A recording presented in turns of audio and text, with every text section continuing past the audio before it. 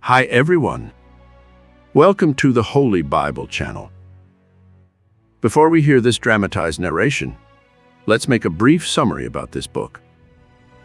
The book of 2 Samuel in the Old Testament of the Bible is primarily focused on the reign of King David, who ruled over Israel after the death of Saul. Here is a summary of the main stories in each chapter section. Chapters 1 through 4. After the death of Saul and his sons in battle, David mourns their loss and is anointed as king over Judah. However, Abner, Saul's former commander, supports Saul's son Ishbosheth as king over the rest of Israel. A long war ensues between the house of Saul and the house of David, which eventually leads to Abner switching his allegiance to David. Chapters 5 through 10. David becomes king over all of Israel and captures the city of Jerusalem, making it his capital. He establishes his kingdom and consolidates his power by defeating the Philistines and other enemies. David also shows kindness to Jonathan's crippled son, Mephibosheth. Chapters 11 and 12. David commits adultery with Bathsheba, the wife of Uriah the Hittite, and then arranges for Uriah to be killed in battle. Nathan the prophet confronts David about his sin, and David repents and is forgiven by God. Chapters 13 and 14. David's son Amnon rapes his half-sister Tamar, and her brother Absalom kills Amnon in revenge. Absalom then flees to Geshur, but David eventually allows him to return to Jerusalem. Chapters 15 through 18. Absalom conspires against David and wins the hearts of the people. He leads a rebellion against David and forces him to flee Jerusalem. However, David's forces defeat Absalom's army, and Absalom is killed in battle. Chapters 19 through 21. David returns to Jerusalem and restores order to his kingdom. He deals with several challenges, including a rebellion by Sheba and a famine caused by Saul's earlier violation of a treaty with the Gibeonites. Chapters 22 and 23. David sings a song of praise to God for delivering him from his enemies and establishing his kingdom. He also lists his mighty men and their accomplishments. Chapter 24. David orders a census of the people, which angers God. God sends a plague upon Israel, and David repents and offers sacrifices to God to stop the plague. Overall, the book of 2 Samuel portrays David as a complex figure who is both a great king and a flawed human being. Despite his sins and mistakes, David is remembered as a hero and a man after God's own heart. Now let's hear the dramatized narration of this wonderful book. We have included sliding text for a better simultaneous listening and reading experience. Thank you for listening. Please don't forget to like, comment, share, and subscribe to our channel. God bless you.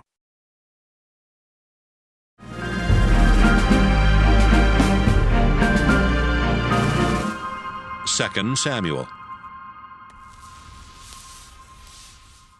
2 Samuel, chapter 1. Saul was dead. Meanwhile, David had defeated the Amalekites and returned to Ziklag. 3 days later, a soldier came from Saul's army. His clothes were torn and dirt was on his head. He went to David and kneeled down in front of him. David asked, "Where did you come from?" The man answered, "From Israel's army. I barely escaped with my life." "Who won the battle?" David asked. The man said, "Our army turned and ran, but many were wounded and died. Even King Saul and his son Jonathan are dead." David asked, "How do you know Saul and Jonathan are dead?" The young man replied, "I was on Mount Gilboa, and I saw King Saul leaning on his spear. The enemy's war chariots and cavalry were closing in on him. When he turned round and saw me, he called me over. I went and asked what he wanted. Saul asked me, 'Who are you?' 'An Amalekite,' I answered. Then he said, 'Kill me, I'm dying, and I'm in terrible pain.' So I killed him. I knew he was too badly wounded to live much longer. Then I took his crown and his armband, and I brought them to you, Your Majesty. Here they are." Right away, David and his soldiers tore their clothes in sorrow. They cried all day long and would not eat anything. Everyone was sad because Saul, his son Jonathan, and many of the Lord's people had been killed in the battle. David asked the young man, Where is your home?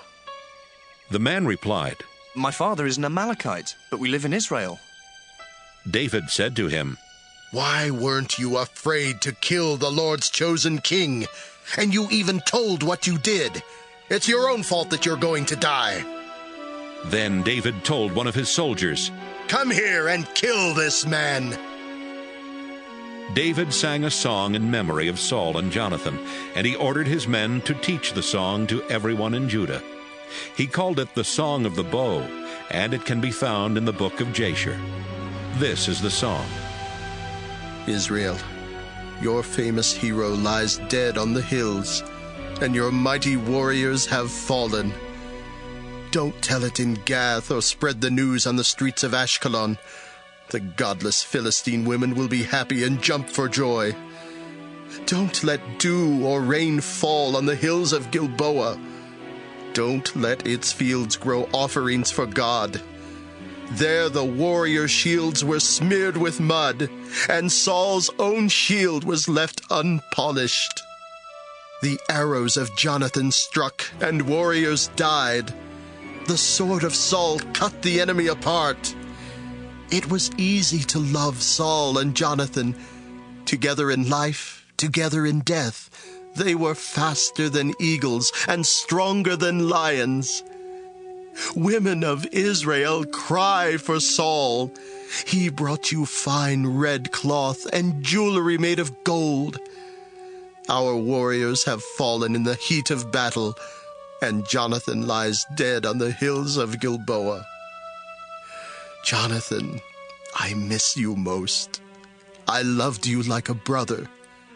You were truly loyal to me, more faithful than a wife to her husband. Our warriors have fallen, and their weapons are destroyed. 2 Samuel, chapter 2. Later, David asked the Lord, Should I go back to one of the towns of Judah? The Lord answered, Yes. David asked, Which town should I go to? Go to Hebron. The Lord replied. David went to Hebron with his 2 wives, Ahinoam and Abigail. Ahinoam was from Jezreel, and Abigail was the widow of Nabal from Carmel. David also had his men and their families come and live in the villages near Hebron. The people of Judah met with David at Hebron and poured olive oil on his head to show that he was their new king. Then they told David, The people from Jabesh and Gilead buried Saul. David sent messengers to tell them, The Lord bless you. You were kind enough to bury Saul, your ruler, and I pray that the Lord will be kind and faithful to you. I will be your friend because of what you have done. Saul is dead, but the tribe of Judah has made me their king. So be strong and have courage. Abner, the son of Ner, had been the general of Saul's army. He took Saul's son Ishbosheth across the Jordan River to Mahanaim and made him king of Israel, including the areas of Gilead, Asher, Jezreel, Ephraim, and Benjamin. Ishbosheth was 40 years old at the time, and he ruled for 2 years. But the tribe of Judah made David their king, and he ruled from Hebron for 7.5 years. One day, Abner and the soldiers of Ishbosheth left Mahanaim and went to Gibeon. Meanwhile, Joab, the son of Zeruiah, was leading David's soldiers, and the 2 groups met at the pool in Gibeon. Abner and his men sat down on one side of the pool, while Joab and his men sat on the other side. Abner yelled to Joab, Let's have some of our best soldiers get up and fight each other. Joab agreed, and 12 of Ishbosheth's men from the tribe of Benjamin got up to fight 12 of David's men. They grabbed each other by the hair and stabbed each other in the side with their daggers. They all died right there. That's why the place in Gibeon is called Field of Daggers. Then everyone started fighting. Both sides fought very hard, but David's soldiers defeated Abner and the soldiers of Israel. Zeruiah's 3 sons were there: Joab, Abishai, and Asahel. Asahel could run as fast as a deer in an open field, and he ran straight after Abner without looking to the right or to the left. When Abner turned and saw him, he said, Is that you, Asahel? Asahel answered. Yes, it is. Abner said, There are soldiers all around. Stop chasing me and fight one of them. Kill him and take his clothes and weapons for yourself. But Asahel refused to stop. Abner said, If you don't turn back, I'll have to kill you. Then I could never face your brother Joab again. But Asahel would not turn back. So Abner struck him in the stomach with the back end of his spear. The spear went all the way through and came out his back. Asahel fell down and died. Everyone who saw Asahel lying dead just stopped and stood still. But Joab and Abishai went after Abner. Finally, about sunset, they came to the hill of Ammah, not far from Giah, on the road to Gibeon Desert. Abner brought the men of Benjamin together in one group on top of a hill, and they got ready to fight. Abner shouted to Joab, Aren't we ever going to stop killing each other? Don't you know that the longer we keep on doing this, the worse it's going to be when it's all over? When are you going to order your men to stop chasing their own relatives? Joab shouted back, I swear by the living God, if you hadn't spoken, my men would have chased their relatives all night. Joab took his trumpet and blew the signal for his soldiers to stop chasing the soldiers of Israel. Right away, the fighting stopped. Abner and his troops marched through the Jordan River Valley all that night. Then they crossed the river and marched all morning until they arrived back at Mahanaim. As soon as Joab stopped chasing Abner, he got David's troops together and counted them. There were 19 missing besides Asahel. But David's soldiers had killed 360 of Abner's men from the tribe of Benjamin. Joab and his troops carried Asahel's body to Bethlehem and buried him in the family burial place. Then they marched all night and reached Hebron before sunrise. 2 Samuel chapter 3. This battle was the beginning of a long war between the followers of Saul and the followers of David. Saul's power grew weaker, but David's grew stronger. Several of David's sons were born while he was living in Hebron. His oldest son was Amnon, whose mother was Ahinoam from Jezreel. David's second son was Chileab, whose mother was Abigail, who had been married to Nabal from Carmel. Absalom was the third. His mother was Maacah, the daughter of King Talmai of Geshur. The fourth was Adonijah, whose mother was Haggith. The fifth was Shephatiah, whose mother was Abital. The sixth was Ithream, whose mother was Eglah, another one of David's wives. As the war went on between the families of David and Saul, Abner was gaining more power than ever in Saul's family. He had even slept with a wife of Saul by the name of Rizpah, the daughter of Aiah. But Saul's son Ishbosheth told Abner, You shouldn't have slept with one of my father's wives. Abner was very angry at what Ishbosheth had said, and he told Ishbosheth, Am I some kind of worthless dog from Judah? I've always been loyal to your father's family and to his relatives and friends. I haven't turned you over to David, and yet you talk to me as if I've committed a crime with this woman. I ask God to punish me if I don't help David get what the Lord promised him. God said that he wouldn't let anyone in Saul's family ever be king again, and that David would be king instead. He also said that David would rule both Israel and Judah, all the way from Dan in the north to Beersheba in the south.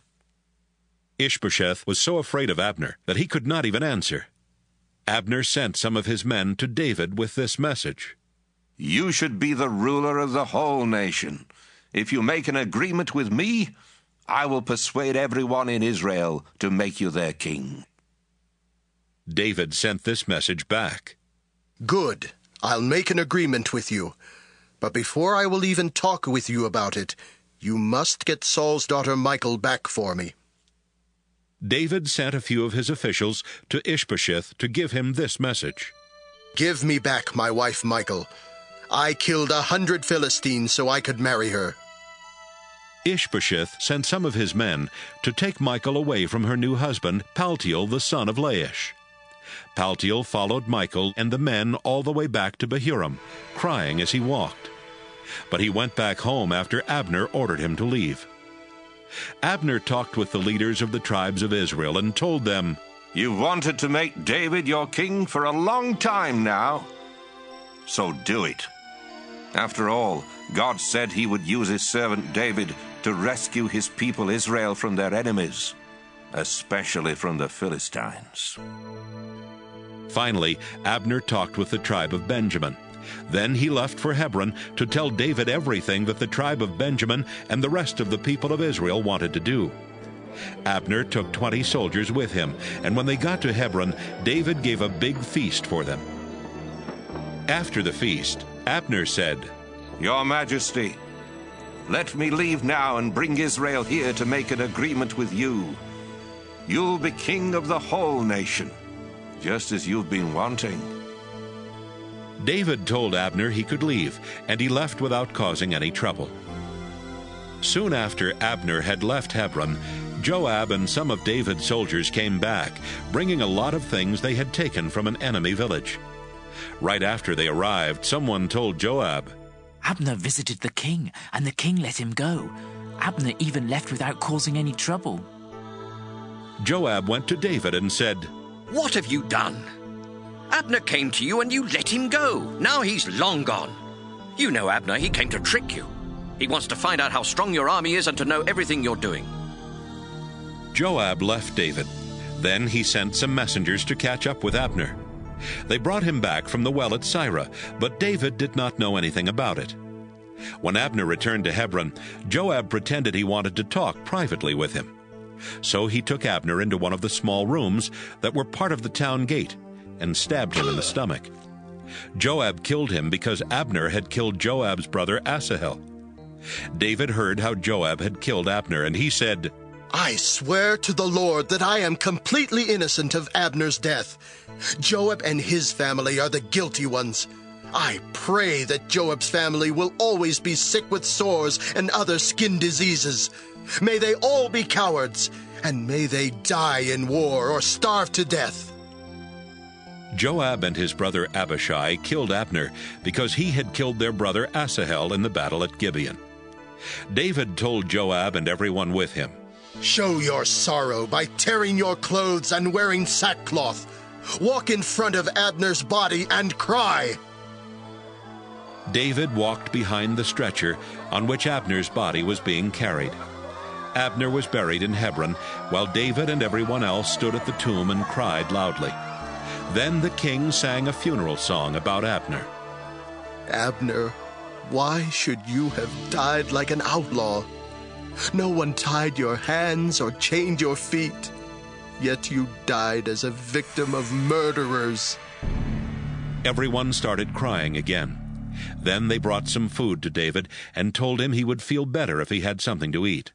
It was still daytime, and David said, "I swear to God that I'll not take a bite of bread or anything else until sunset." Everyone noticed what David did, and they liked it, just as they always liked what he did. Now the people of Judah and Israel were certain that David had nothing to do with killing Abner. David said to his officials, "Don't you realize that today one of Israel's great leaders has died? I am the chosen king, but Joab and Abishai have more power than I do. So God will have to pay them back for the evil thing they did." 2 Samuel chapter 4. Ishbosheth felt like giving up after he heard that Abner had died in Hebron. Everyone in Israel was terrified. Ishbosheth had put the two brothers, Baanah and Rechab, in charge of the soldiers who raided enemy villages. Rimmon was their father, and they were from the town of Beeroth, which belonged to the tribe of Benjamin. The people who used to live in Beeroth had run away to Gittaim, and they still live there. Saul's son Jonathan had a son named Mephibosheth, who had not been able to walk since he was 5 years old. It happened when someone from Jezreel told his nurse that Saul and Jonathan had died. She hurried off with the boy in her arms, but he fell and injured his legs. One day, about noon, Rechab and Baanah went to Ishbosheth's house. It was a hot day, and he was resting in his bedroom. The two brothers went into the house, pretending to get some flour. But once they were inside, they stabbed Ishbosheth in the stomach and killed him. Then they cut off his head and took it with them. Rechab and Baanah walked through the Jordan River Valley all night long. Finally, they turned west and went to Hebron. They went in to see David and told him, "Your Majesty, here is the head of Ishbosheth, the son of your enemy Saul, who tried to kill you. The Lord has let you get even with Saul and his family." David answered, I swear that only the Lord rescues me when I am in trouble. When a man came to Ziklag and told me that Saul was dead, he thought he deserved a reward for bringing good news.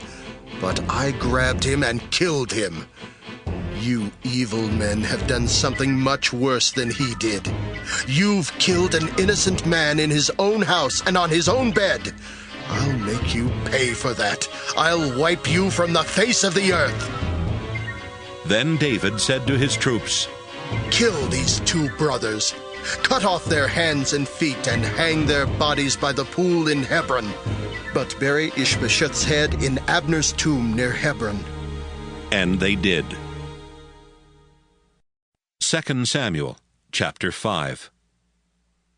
Israel's leaders met with David at Hebron and said, "We are your relatives. Even when Saul was king, you led our nation in battle, and the Lord promised that someday you would rule Israel and take care of us like a shepherd." During the meeting, David made an agreement with the leaders and asked the Lord to be their witness. Then the leaders poured olive oil on David's head to show that he was now the king of Israel. David was 30 years old when he became king, and he ruled for 40 years. He lived in Hebron for the first 7.5 years and ruled only Judah. Then he moved to Jerusalem, where he ruled both Israel and Judah for 33 years. The Jebusites lived in Jerusalem, and David led his army there to attack them. The Jebusites did not think he could get in, so they told him, "You can't get in here. We could run you off, even if we couldn't see or walk." David told his troops, You will have to go up through the water tunnel to get those Jebusites. I hate people like them who can't walk or see.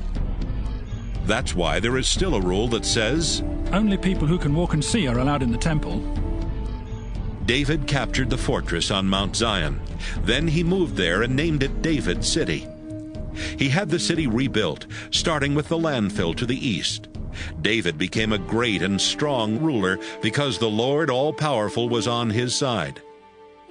King Hiram of Tyre sent some officials to David. Carpenters and stoneworkers came with them, and they brought cedar logs so they could build David a palace.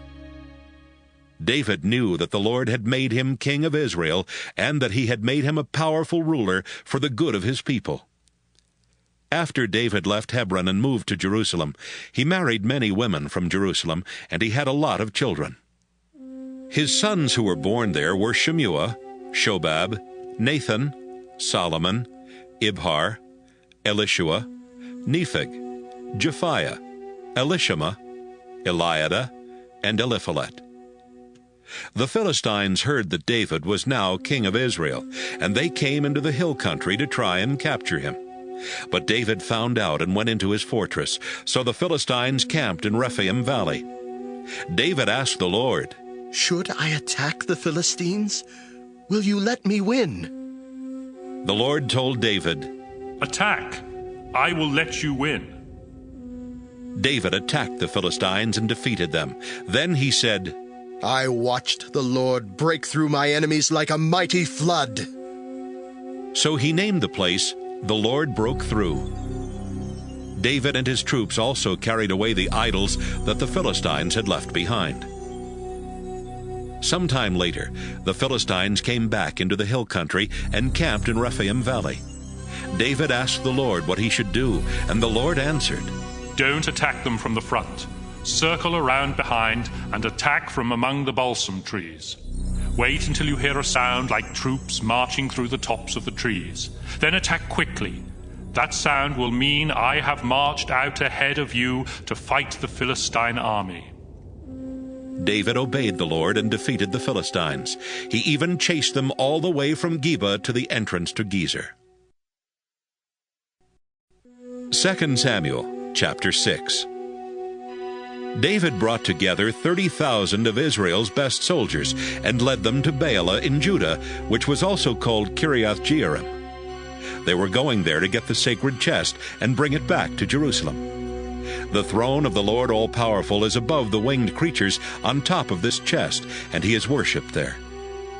They put the sacred chest on a new ox cart and started bringing it down the hill from Abinadab's house. Abinadab's sons Uzzah and Ahio were guiding the ox cart, with Ahio walking in front of it. Some of the people of Israel were playing music on small harps and other stringed instruments, and on tambourines, castanets, and cymbals. David and the others were happy, and they danced for the Lord with all their might. But when they came to Nachon's threshing floor, the oxen stumbled. So Uzzah reached out and took hold of the sacred chest. The Lord God was very angry at Uzzah for doing this, and he killed Uzzah right there beside the chest. David got angry at God for killing Uzzah. He named that place Bursting Out Against Uzzah, and that's what it's still called.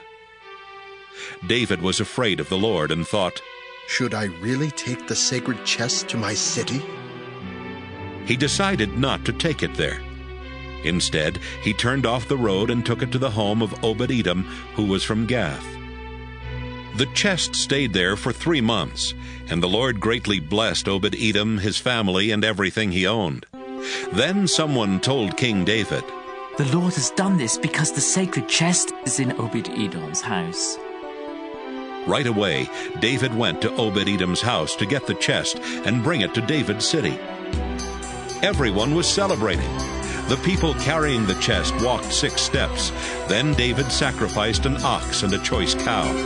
He was dancing for the Lord with all his might, but he wore only a linen cloth. He and everyone else were celebrating by shouting and blowing horns while the chest was being carried along. Saul's daughter Michal looked out her window and watched the chest being brought into David's city. But when she saw David jumping and dancing for the Lord, she was disgusted. They put the chest inside a tent that David had set up for it.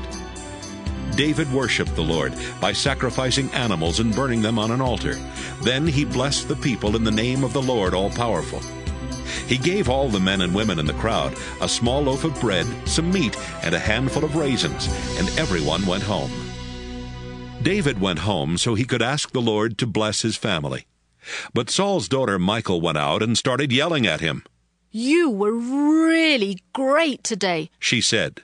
You acted like a dirty old man dancing around half naked in front of your servant slave girls. David told her, The Lord didn't choose your father or anyone else in your family to be the leader of his people. The Lord chose me, and I was celebrating in honor of him. I'll show you just how great I can be. I'll even be disgusting to myself. But those slave girls you talked about will still honor me. Michal never had any children. 2 Samuel chapter 7. King David moved into his new palace, and the Lord let his kingdom be at peace. Then one day, as David was talking with Nathan the prophet, David said, Look around. I live in a palace made of cedar, but the sacred chest has to stay in a tent. Nathan replied, The Lord is with you, so do what you want. That night, the Lord told Nathan to go to David and give him this message. David, you are my servant, so listen to what I say. Why should you build a temple for me? I didn't live in a temple when I brought my people out of Egypt, and I don't live in one now. A tent has always been my home wherever I have gone with them. I chose leaders and told them to be like shepherds for my people Israel. But did I ever say anything to even one of them about building a cedar temple for me? David, this is what I, the Lord all-powerful, say to you. I brought you in from the fields where you took care of sheep, and I made you the leader of my people. Wherever you went, I helped you and destroyed your enemies right in front of your eyes. I have made you one of the most famous people in the world. I have given my people Israel a land of their own where they can live in peace, and they won't have to tremble with fear anymore. Evil nations won't bother them as they did when I let judges rule my people. And I have kept your enemies from attacking you. Now I promise that you and your descendants will be kings. I'll choose one of your sons to be king when you reach the end of your life and are buried in the tomb of your ancestors. I'll make him a strong ruler, and no one will be able to take his kingdom away from him. He will be the one to build a temple for me. I will be his father, and he will be my son. When he does wrong, I'll see that he is corrected, just as children are corrected by their parents. But I will never put an end to my agreement with him, as I put an end to my agreement with Saul, who was king before you. I will make sure that one of your descendants will always be king. Nathan told David exactly what he had heard in the vision. David went into the tent he had set up for the sacred chest. Then he sat there and prayed. Lord all-powerful, my family and I don't deserve what you have already done for us, and yet you have promised to do even more. Is this the way you usually treat people? I am your servant, and you know my thoughts, so there is nothing more that I need to say. You have done this wonderful thing, and you have let me know about it because you wanted to keep your promise. Lord all-powerful, you are greater than all others. No one is like you, and you alone are God. Everything we have heard about you is true, and there is no other nation on earth like Israel, the nation you rescued from slavery in Egypt to be your own. You became famous by using great and wonderful miracles to force other nations and their gods out of your land so your people could live here. You have chosen Israel to be your people forever, and you have become their God. And now, Lord God, please do what you have promised me and my descendants. Then you will be famous forever, and everyone will say, "The Lord God all-powerful rules Israel, and David's descendants are his chosen kings." After all, you really are Israel's God, the Lord all-powerful. You've told me that you will let my descendants be kings. That's why I have the courage to pray to you like this, even though I am only your servant. Lord all-powerful, you are God. You have promised me some very good things, and you can be trusted to do what you promise. Please bless my descendants, and let them always be your chosen kings. You have already promised, and I'm sure that you will bless my family forever. 2 Samuel, chapter 8. Later, David attacked and badly defeated the Philistines. Israel was now free from their control. David also defeated the Moabites. Then he made their soldiers lie down on the ground, and he measured them off with a rope. He would measure off 2 lengths of the rope and have those men killed. Then he would measure off 1 length and let those men live. The people of Moab had to accept David as their ruler and pay taxes to him. David set out for the Euphrates River to build a monument there. On his way, he defeated the king of Zobah, whose name was Hadadezer, the son of Rehob. In the battle, David captured 1,700 cavalry and 20,000 foot soldiers. He also captured war chariots, but he destroyed all but 100 of them. When troops from the Aramean kingdom of Damascus came to help Hadadezer, David killed 20,000 of them. He left some of his soldiers in Damascus, and the Arameans had to accept David as their ruler and pay taxes to him. Everywhere David went, the Lord helped him win battles. Hadadezer's officers had carried their arrows in gold cases hung over their shoulders, but David took these cases and brought them to Jerusalem. He also took a lot of bronze from the cities of Beta and Berothai, which had belonged to Hadadezer. King Toi of Hamath and King Hadadezer had been enemies. So when Toi heard that David had attacked and defeated Hadadezer's whole army, he sent his son Joram to praise and congratulate David. Joram also brought him gifts made of silver, gold, and bronze.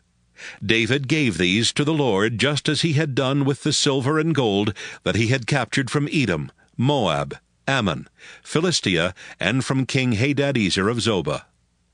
David fought the Edomite army in Salt Valley and killed 18,000 of their soldiers. When he returned, he built a monument. David left soldiers all through Edom, and the people of Edom had to accept him as their ruler. Wherever David went, the Lord helped him. David ruled all Israel with fairness and justice. Joab, the son of Zeruiah, was the commander-in-chief of the army.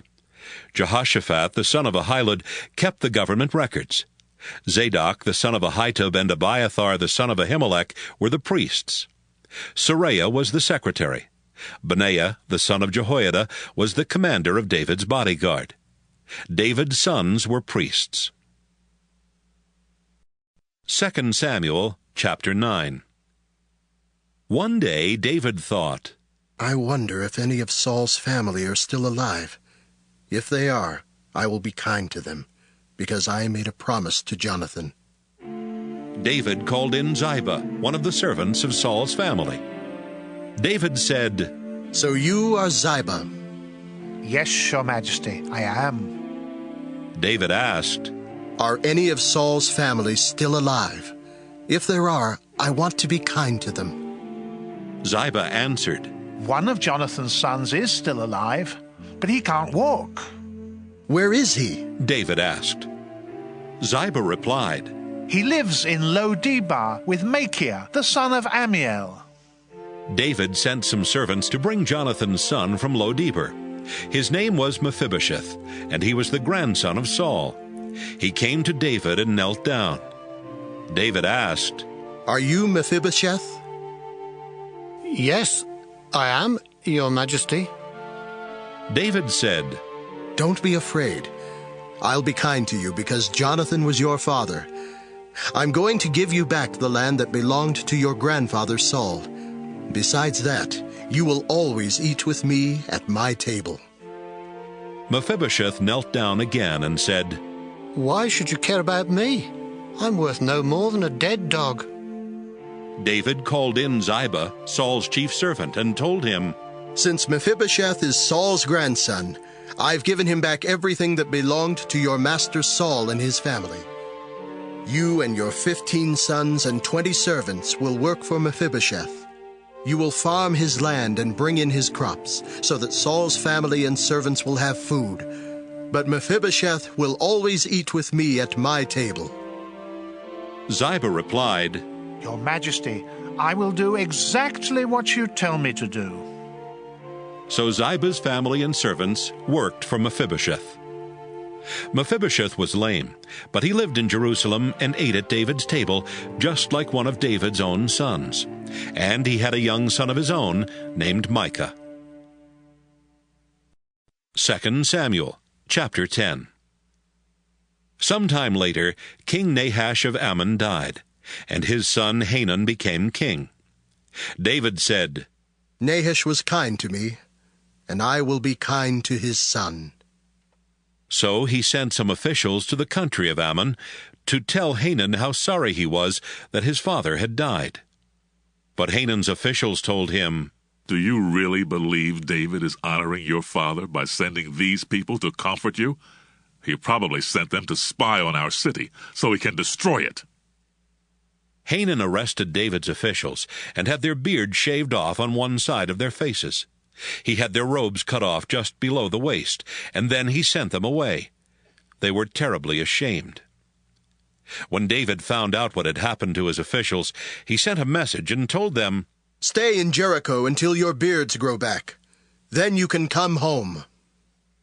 The Ammonites realized that they had made David very angry, so they hired more foreign soldiers. 20,000 of them were foot soldiers from the Aramean cities of Beth-rehob and Zobah. 1,000 were from the king of Maacah, and 12,000 were from the region of Tob. David heard what they had done, and he sent out Joab with all of his well-trained soldiers. The Ammonite troops came out and got ready to fight in front of the gate to their city. The Arameans from Zobah and Rehob and the soldiers from Tob and Maacah formed a separate group in the nearby fields. Joab saw that he had to fight in front and behind at the same time, and he picked some of the best Israelite soldiers to fight the Arameans. He put his brother Abishai in command of the rest of the army and had them fight the Ammonites. Joab told his brother, "If the Arameans are too much for me to handle, you can come and help me. If the Ammonites are too strong for you, I'll come and help you. Be brave and fight hard to protect our people and the cities of our God. I pray that the Lord will do whatever pleases him." Joab and his soldiers attacked the Arameans, and the Arameans ran from them. When the Ammonite soldiers saw that the Arameans had run away, they ran from Abishai's soldiers and went back into their own city. Joab stopped fighting the Ammonites and returned to Jerusalem. The Arameans realized they had lost the battle, so they brought all their troops together again. Hadadezer sent messengers to call in the Arameans who were on the other side of the Euphrates River. Then Shobak, the commander of Hadadezer's army, led them to the town of Helam. David found out what the Arameans were doing, and he brought Israel's whole army together. They crossed the Jordan River and went to Helam, where the Arameans were ready to meet them. The Arameans attacked, but then they ran from Israel. David killed 700 chariot drivers and 40,000 cavalry. He also killed Shobak, their commander. When the kings who had been under Hadadezer's rule saw that Israel had beaten them, they made peace with Israel and accepted David as their ruler. The Arameans were afraid to help Ammon anymore. 2 Samuel, chapter 11. It was now spring, the time when kings go to war.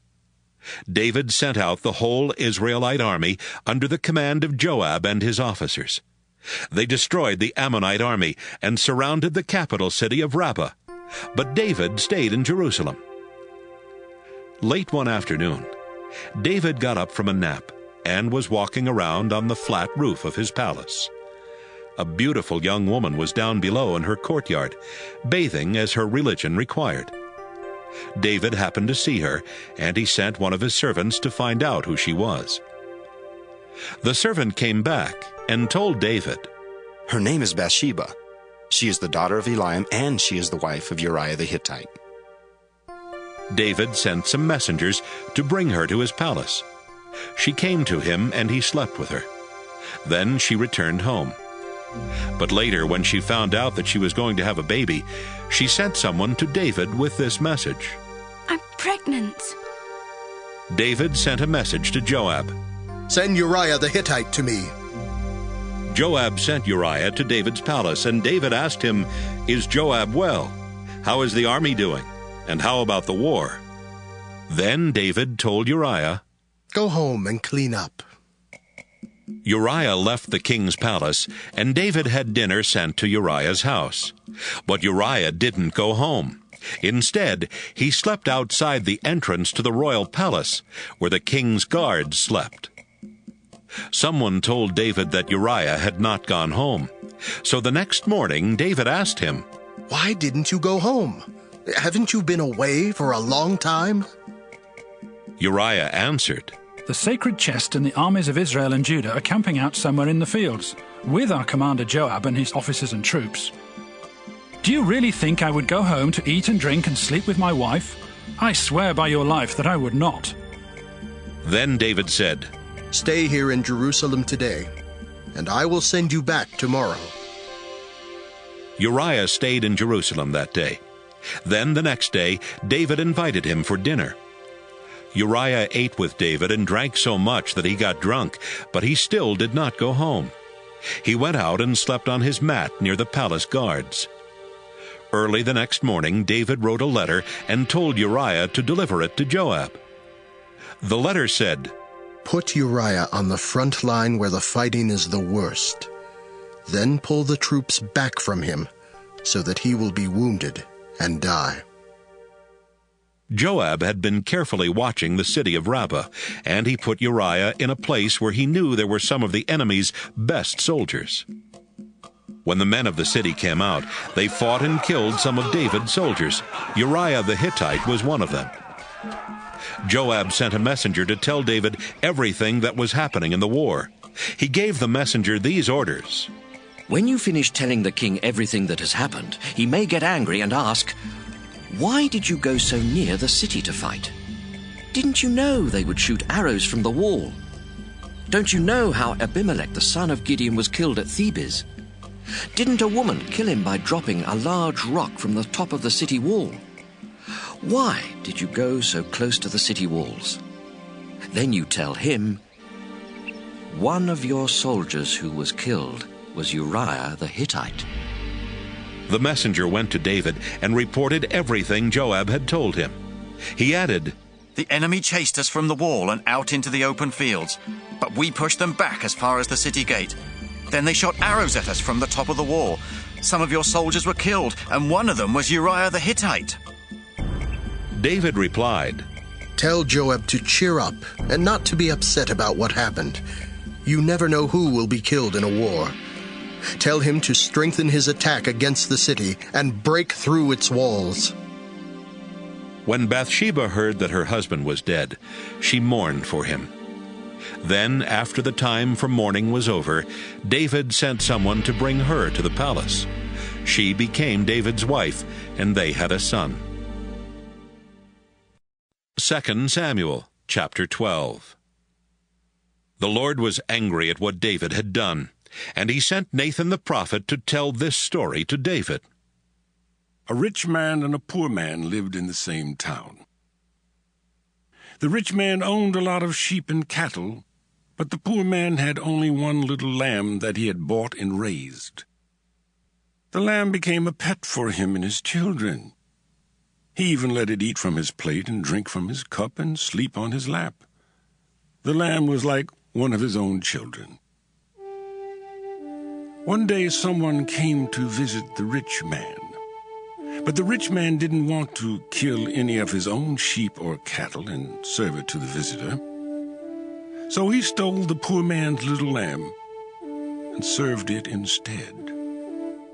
David was furious with the rich man and said to Nathan, "I swear by the living Lord that the man who did this deserves to die.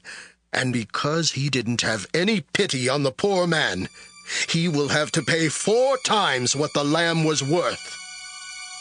Then Nathan told David, "You are that rich man. Now listen to what the Lord God of Israel says to you. I chose you to be the king of Israel. I kept you safe from Saul and even gave you his house and his wives. I let you rule Israel and Judah. And if that had not been enough, I would have given you much more. Why did you disobey me and do such a horrible thing? You murdered Uriah the Hittite by having the Ammonites kill him so you could take his wife. Because you wouldn't obey me and took Uriah's wife for yourself, your family will never live in peace. Someone from your own family will cause you a lot of trouble, and I will take your wives and give them to another man before your very eyes. He will go to bed with them while everyone looks on. What you did was in secret, but I will do this in the open for everyone in Israel to see." David said, "I have disobeyed the Lord." "Yes, you have," Nathan answered. "You showed you didn't care what the Lord wanted. He has forgiven you, and you won't die, but your newborn son will." Then Nathan went back home. The Lord made David's young son very sick. So David went without eating to show his sorrow, and he begged God to make the boy well. David would not sleep on his bed, but spent each night lying on the floor. His officials stood beside him and tried to talk him into getting up, but he would not get up or eat with them. After the child had been sick for 7 days, he died. But the officials were afraid to tell David. They said to each other, "Even when the boy was alive, David wouldn't listen to us. How can we tell him his son is dead? He might do something terrible." David noticed his servants whispering, and he knew the boy was dead. "Did my son die?" he asked his servants. "Yes, he did," they answered. David got up off the floor. He took a bath, combed his hair, and dressed. He went into the Lord's tent and worshipped. Then he went back home. David asked for something to eat, and when his servants brought him some food, he ate it. His officials said, "What are you doing? You went without eating and cried for your son while he was alive, but now that he's dead, you're up and eating." David answered, "While he was still alive, I went without food and cried because there was still hope. I said to myself, 'Who knows? Maybe the Lord will have pity on me and let the child live.' But now that he's dead, why should I go without eating? I can't bring him back. Someday I will join him in death, but he can't return to me." David comforted his wife Bathsheba and slept with her. Later on, she gave birth to another son and named him Solomon. The Lord loved Solomon and sent Nathan the prophet to tell David, "The Lord will call him Jedediah." Meanwhile, Joab had been in the country of Ammon, attacking the city of Rabbah. He captured the royal fortress and sent a messenger to tell David, "I have attacked Rabbah and captured the fortress guarding the city water supply. Call the rest of the army together, then surround the city and capture it yourself. If you don't, everyone will remember that I captured the city." David called the rest of the army together and attacked Rabbah. He captured the city and took the crown from the statue of their god Milcom. The crown was made of 75 pounds of gold, and there was a valuable jewel on it. David put the jewel on his own crown. He also carried off everything else of value. David made the people of Rabbah tear down the city walls with iron picks and axes, and then he put them to work making bricks. He did the same thing with all the other Ammonite cities. David went back to Jerusalem, and the people of Israel returned to their homes. 2 Samuel chapter 13. David had a beautiful daughter named Tamar, who was the sister of Absalom. She was also the half-sister of Amnon, who fell in love with her. But Tamar was a virgin, and Amnon could not think of a way to be alone with her. He was so upset about it that he made himself sick. Amnon had a friend named Jonadab, who was the son of David's brother Shimeah. Jonadab always knew how to get what he wanted, and he said to Amnon, "What's the matter? You're the king's son. You shouldn't have to go around feeling sorry for yourself every morning." Amnon said, "I'm in love with Tamar, my brother Absalom's sister." Jonadab told him, "Lie down on your bed and pretend to be sick. When your father comes to see you, ask him to send Tamar so you can watch her cook something for you. Then she can serve you the food." So Amnon went to bed and pretended to be sick. When the king came to see him, Amnon said, "Please, ask Tamar to come over. She can make some special bread while I watch, and then she can serve me the bread." David told Tamar, "Go over to Amnon's house and fix him some food." When she got there, he was lying in bed. She mixed the dough, made the loaves, and baked them while he watched. Then she took the bread out of the pan and put it on his plate, but he refused to eat it. Amnon said, "Send the servants out of the house." After they had gone, he said to Tamar, "Serve the food in my bedroom." Tamar picked up the bread that she had made and brought it into Amnon's bedroom. But as she was taking it over to him, he grabbed her and said, "Come to bed with me." She answered, No, please don't force me. This sort of thing isn't done in Israel. It's too disgusting. Think of me. I'll be disgraced forever. And think of yourself. Everyone in Israel will say you're nothing but trash. Just ask the king, and he will let you marry me. But Amnon would not listen to what she said. He was stronger than she was, so he overpowered her and raped her. Then Amnon hated her even more than he had loved her before. So he told her, "Get up and get out." She said, Don't send me away. That would be worse than what you've already done. But Amnon would not listen. He called in his servant and said, "Throw this woman out and lock the door." The servant made her leave, and he locked the door behind her. The king's unmarried daughters used to wear long robes with sleeves. Tamar tore the robe she was wearing and put ashes on her head. Then she covered her face with her hands and cried loudly as she walked away. Tamar's brother Absalom said to her, "How could Amnon have done such a terrible thing to you? But since he's your brother, don't tell anyone what happened. Just try not to think about it." Tamar soon moved into Absalom's house, but she was always sad and lonely. When David heard what had happened to Tamar, he was very angry. But Amnon was his oldest son and also his favorite, and David would not do anything to make Amnon unhappy. Absalom treated Amnon as though nothing had happened. But he hated Amnon for what he had done to his sister Tamar. 2 years later, Absalom's servants were cutting wool from his sheep in Baal Hazor near the town of Ephraim, and Absalom invited all of the king's sons to be there.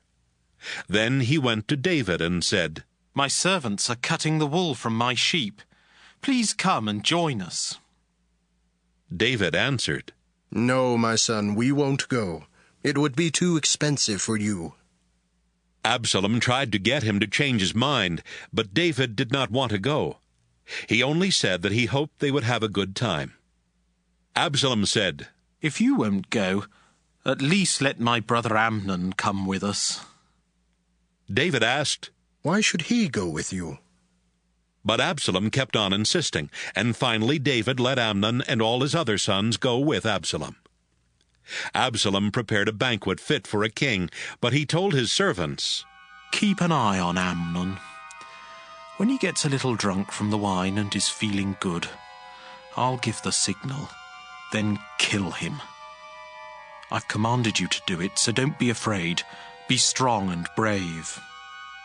Absalom's servants killed Amnon, just as Absalom had told them. The rest of the king's sons quickly rode away on their mules to escape from Absalom. While they were on their way to Jerusalem, someone told David, "Absalom has killed all of your sons. Not even one is left." David got up, and in his sorrow he tore his clothes and lay down on the ground. His servants remained standing, but they tore their clothes too. Then David's nephew Jonadab said, "Your Majesty, not all of your sons were killed. Only Amnon is dead. On the day that Amnon raped Tamar, Absalom decided to kill him. Don't worry about the report that all your sons were killed. Only Amnon is dead, and Absalom has run away." One of the guards noticed a lot of people coming along the hillside on the road to Horonaim. He went and told the king, "I saw some men coming along Horonaim Road." Jonadab said, "Your Majesty, look! Here come your sons now, just as I told you." No sooner had he said it than David's sons came in. They were weeping out loud, and David and all his officials cried just as loudly. David was sad for a long time because Amnon was dead.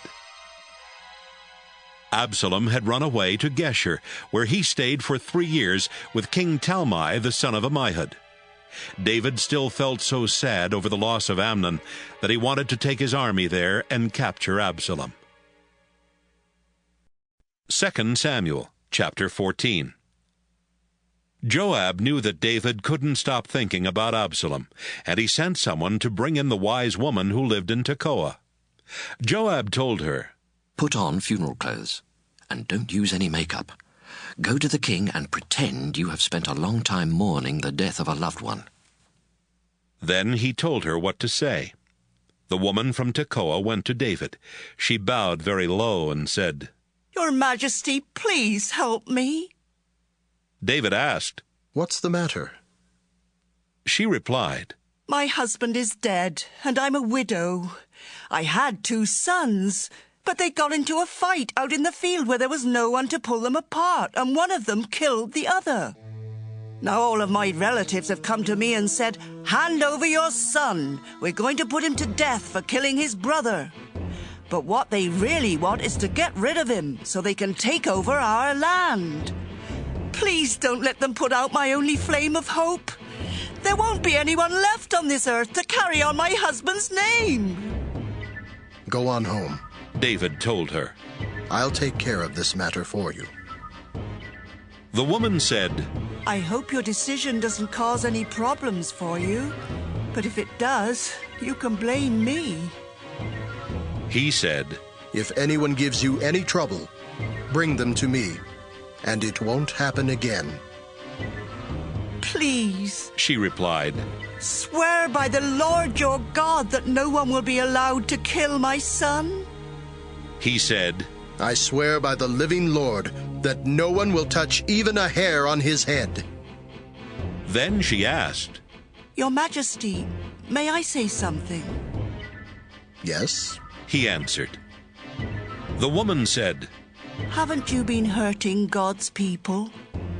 Your own son had to leave the country, and when you judged in my favor, it was the same as admitting that you should have let him come back. We each must die and disappear like water poured out on the ground. But God doesn't take our lives. Instead, he figures out ways of bringing us back when we run away. Your Majesty, I came here to tell you about my problem because I was afraid of what someone might do to me. I decided to come to you because I thought you could help. In fact, I knew that you would listen and save my son and me from those who want to take the land that God gave us. I can rest easy now that you have given your decision. You know the difference between right and wrong just like an angel of God. And I pray that the Lord your God will be with you."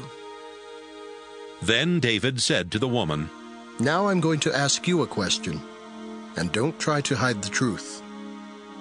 The woman replied, "Please go ahead, Your Majesty." David asked, "Did Joab put you up to this?" The woman answered, "Your Majesty, I swear by your life that no one can hide the truth from you. Yes, Joab did tell me what to say, but only to show you the other side of this problem.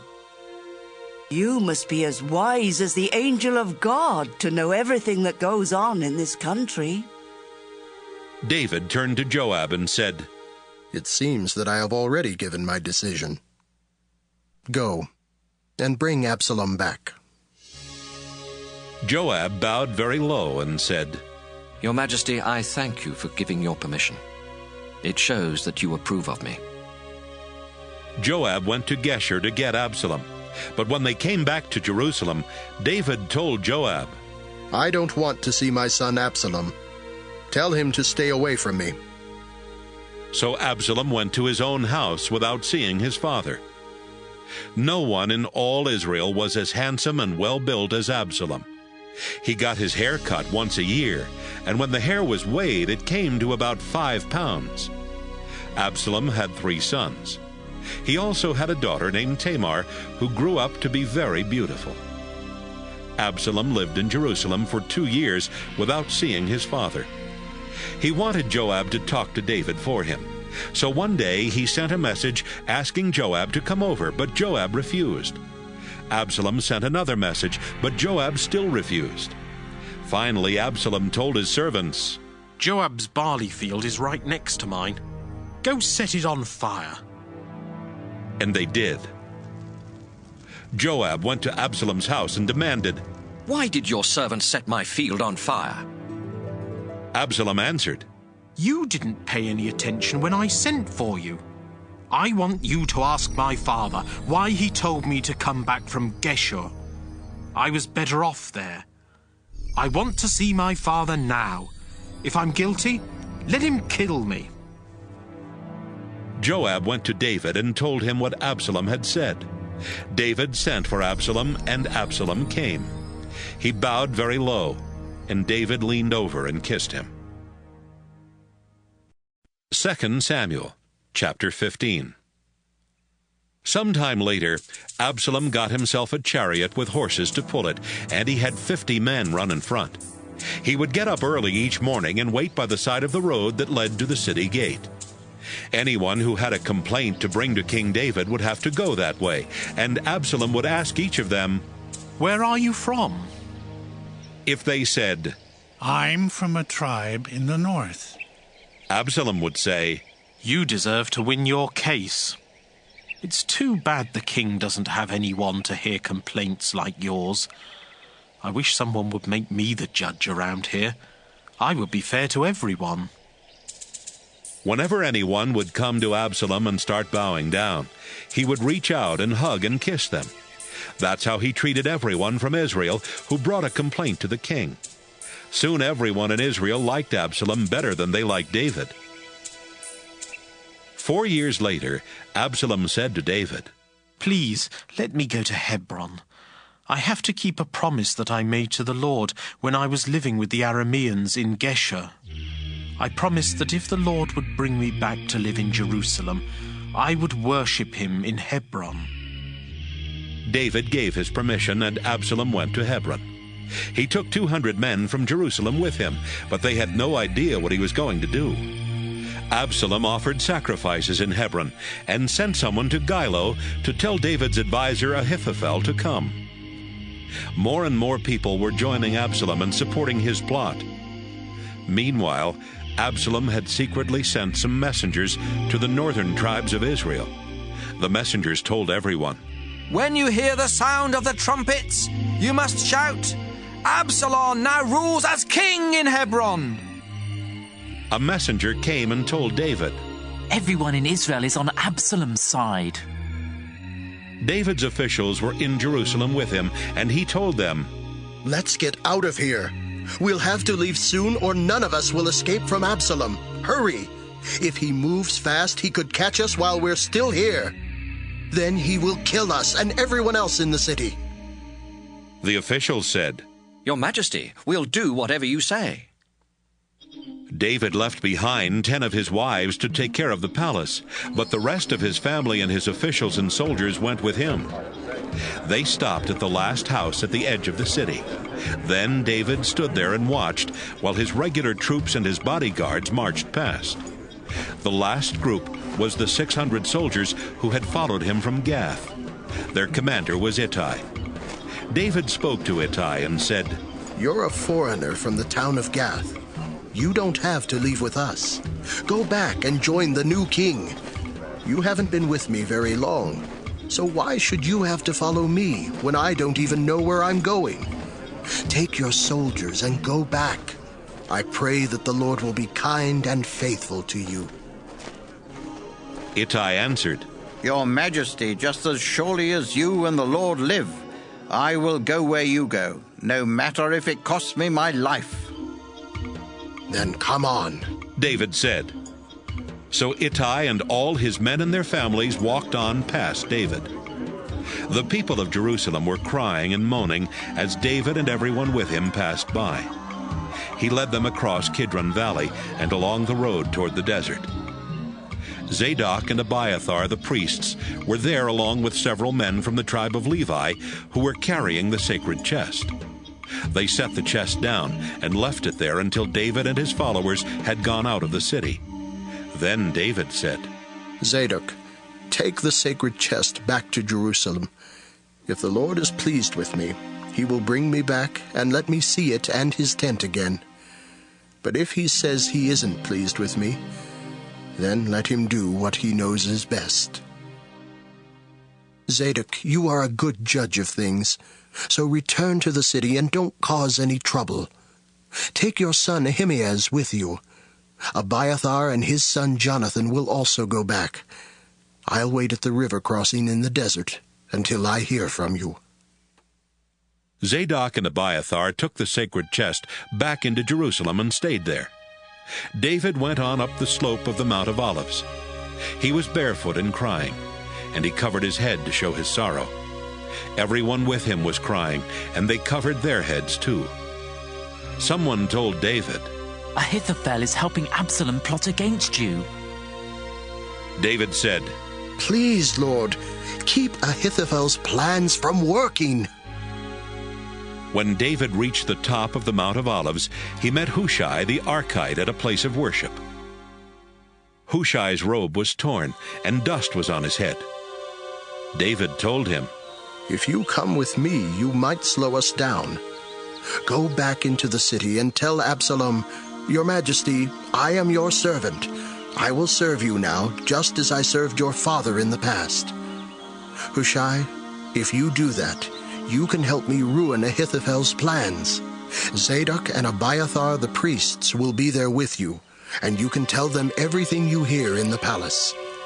Then have them send their sons Ahimaaz and Jonathan to tell me what you've heard." David's advisor Hushai slipped back into Jerusalem just about the same time that Absalom was coming in. 2 Samuel chapter 16. David had started down the other side of the Mount of Olives when he was met by Ziba, the chief servant of Mephibosheth. Ziba had 2 donkeys that were carrying 200 loaves of bread, 100 handfuls of raisins, 100 figs, and some wine. "What's all this?" David asked.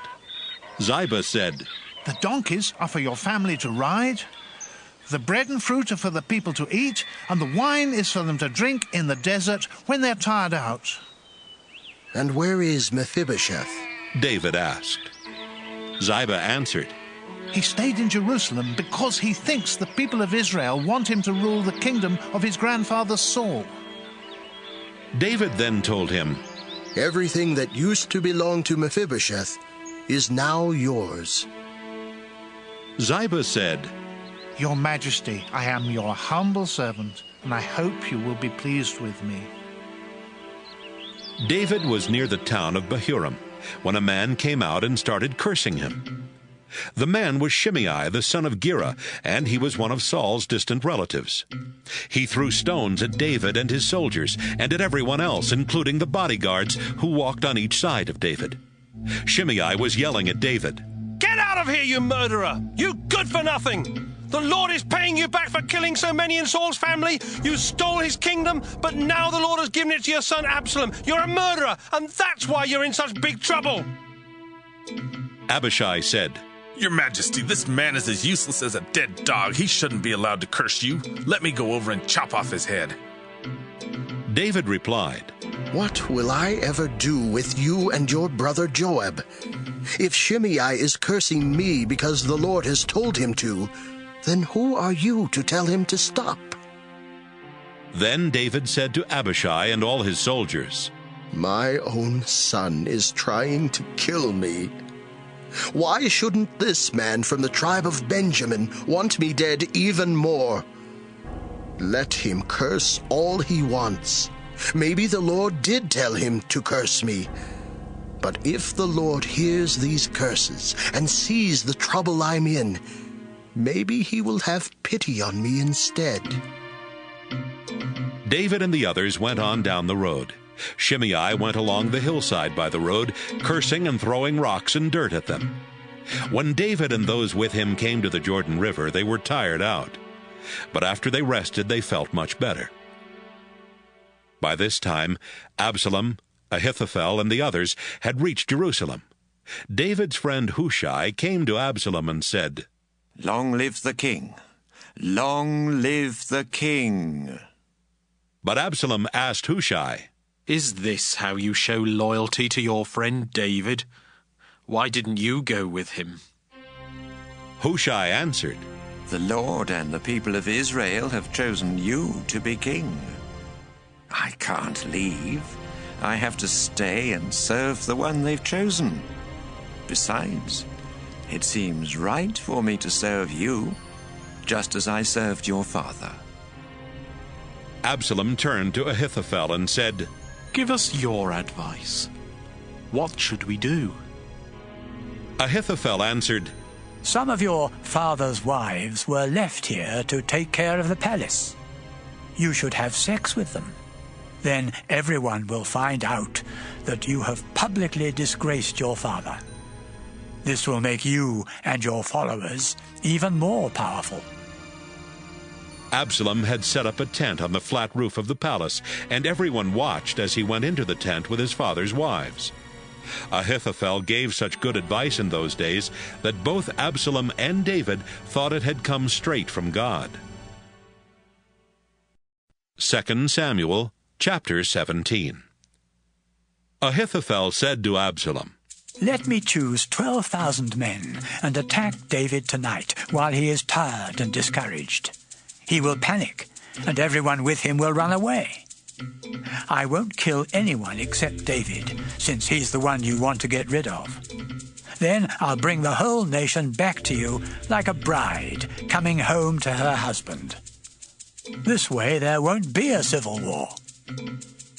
Absalom and all the leaders of the tribes of Israel agreed that Ahithophel had a good plan. Then Absalom said, Bring in Hushai the Archite. Let's hear what he has to say. Hushai came in, and Absalom told him what Ahithophel had planned. Then Absalom said, Should we do what he says? And if we shouldn't, can you come up with anything better? Hushai said, This time, Ahithophel's advice isn't so good. You know that your father and his followers are real warriors. Right now, they're as fierce as a mother bear whose cubs have just been killed. Besides, your father has a lot of experience in fighting wars, and he won't be spending the night with the others. He has probably already found a hiding place in a cave or somewhere else. As soon as anyone hears that some of your soldiers have been killed, everyone will think your whole army has been destroyed. Then, even those who are as brave as a lion will lose their courage. All Israel knows what a great warrior your father is, and what brave soldiers he has. My advice is to gather all the fighting men of Israel from the town of Dan in the north, down to the town of Beersheba in the south. You will have more soldiers than there are grains of sand on the seashore. Absalom, you should lead them yourself, and we will all go to fight David wherever he is. We will fall on him, just as dew falls and covers the ground. He and all his soldiers will die. If they go into a walled town, we will put ropes around that town and drag it into the river. We won't leave even one small piece of a stone. Absalom and the others liked Hushai's plan better than Ahithophel's plan. This was because the Lord had decided to keep Ahithophel's plan from working and to cause trouble for Absalom. Right away, Hushai went to Zadok and Abiathar. He told them what advice Ahithophel had given to Absalom and to the leaders of Israel. He also told them about the advice he had given. Then he said, Hurry, send someone to warn David not to spend the night on this side of the river. He must get across the river, so he and the others won't be wiped out. Jonathan and Ahimaaz had been waiting at Rogel Spring because they did not want to be seen in Jerusalem. A servant girl went to the spring and gave them the message for David. But a young man saw them and went to tell Absalom. So Jonathan and Ahimaaz left and hurried to the house of a man who lived in Bahurim. Then they climbed down into a well in the courtyard. The man's wife put the cover on the well and poured grain on top of it so the well could not be seen. Absalom's soldiers came to the woman and demanded, Where are Ahimaaz and Jonathan? The woman answered, They went across the stream. The soldiers went off to look for the two men, but when they did not find them, they went back to Jerusalem. After the soldiers had gone, Jonathan and Ahimaaz climbed out of the well. They went to David and said, Hurry, get ready to cross the river. Then they told him about Ahithophel's plan. David and the others got ready and started crossing the Jordan River. By sunrise, all of them were on the other side. When Ahithophel saw that Absalom and the leaders of Israel were not going to follow his advice, he saddled his donkey and rode back to his home in Gilo. He told his family and servants what to do. Then he hanged himself, and they buried him in his family's burial place. David went to the town of Mahanaim, and Absalom crossed the Jordan River with the army of Israel. Absalom put Amasa in Joab's place as commander of the army. Amasa's father was Ithra from the family of Ishmael, and his mother was Abigail, the daughter of Nahash, and the sister of Joab's mother, Zeruiah. The Israelites, under Absalom's command, set up camp in the region of Gilead. After David came to the town of Mahanaim, Shobai, the son of Nahash, came from Rabbah in Ammon. Makir, the son of Amiel, came from Lo-debar. And Barzillai the Gileadite came from Rogelim. Here is a list of what they brought: sleeping mats, blankets, bowls, pottery jars, wheat, barley, flour, roasted grain, beans, lentils, honey, yogurt, sheep, and cheese. They brought the food for David and the others because they knew that everyone would be hungry, tired, and thirsty from being out in the desert. 2 Samuel chapter 18. David divided his soldiers into groups of 100 and groups of 1,000. Then he chose officers to be in command of each group. He sent out 1/3 of his army under the command of Joab, another third under the command of Abishai the son of Zeruiah, and the rest under the command of Ittai from Gath. He told the soldiers, "I'm going into battle with you." But the soldiers said, "No, don't go into battle with us. It won't matter to our enemies if they make us all run away, or even if they kill half of us. But you are worth 10,000 of us. It would be better for you to stay in town and send help if we need it." David said, "All right, if you think I should." Then, in a voice loud enough for everyone to hear, he said, "Joab, Abishai, Ittai, for my sake, be sure that Absalom comes back unharmed." David stood beside the town gate as his army marched past in groups of 100 and in groups of 1,000. The war with Israel took place in Ephraim Forest. Battles were being fought all over the forest, and David's soldiers were winning. 20,000 soldiers were killed that day, and more of them died from the dangers of the forest than from the fighting itself. Absalom was riding his mule under a huge tree when his head caught in the branches. The mule ran off and left Absalom hanging in midair. Some of David's soldiers happened by, and one of them went and told Joab. "I saw Absalom hanging in a tree." Joab said, "You saw Absalom? Why didn't you kill him? I would have given you 10 pieces of silver and a special belt." The man answered, "Even if you paid me 1,000 pieces of silver here and now, I still wouldn't touch the king's son. We all heard King David tell you and Abishai and Ittai not to harm Absalom. He always finds out what's going on.